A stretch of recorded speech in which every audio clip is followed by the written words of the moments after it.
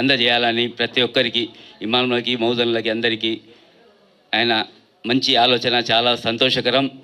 ఎందుకంటే వాళ్ళు మన కోసం ప్రార్థన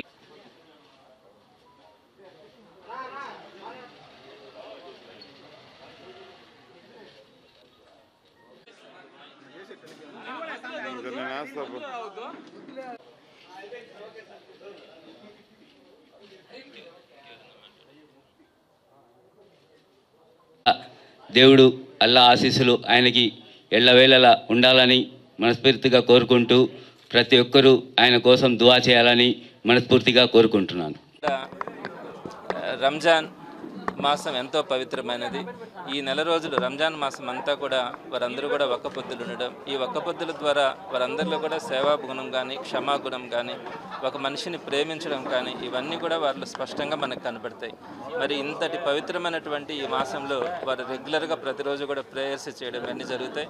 ఈ ప్రేయర్స్ చేసే క్రమంలో వారు మసీదులకు వెళ్ళినప్పుడు అక్కడ ఉన్నటువంటి ఇమాములు కానీ, మౌజంలు కానీ వీరందరినీ పిలిపించడం కానీ, ఈ ప్రేయర్స్ చేయడం కానీ రెగ్యులర్గా జరుగుతాయి.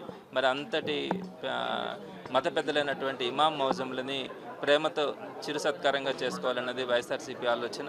మరి వైఎస్ఆర్సీపీ నెల్లూరు నగర నియోజకవర్గం తరఫున ఈరోజు నెల్లూరు నగరంలో ఉన్నటువంటి అన్ని మసీదుల్లో ఉన్నటువంటి ఇమాం మౌజంలందరికీ కూడా వారికి బట్టలు కానీ అలానే ఖర్జూరం కూడా పంపించడం జరుగుతుంది.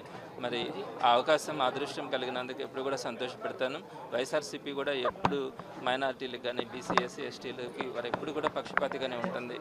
వారందరూ కూడా అభివృద్ధి చెందాలి, సమాజంలో వారికి ఒక గౌరవం ఉండాలని కోరుకుంటుంది.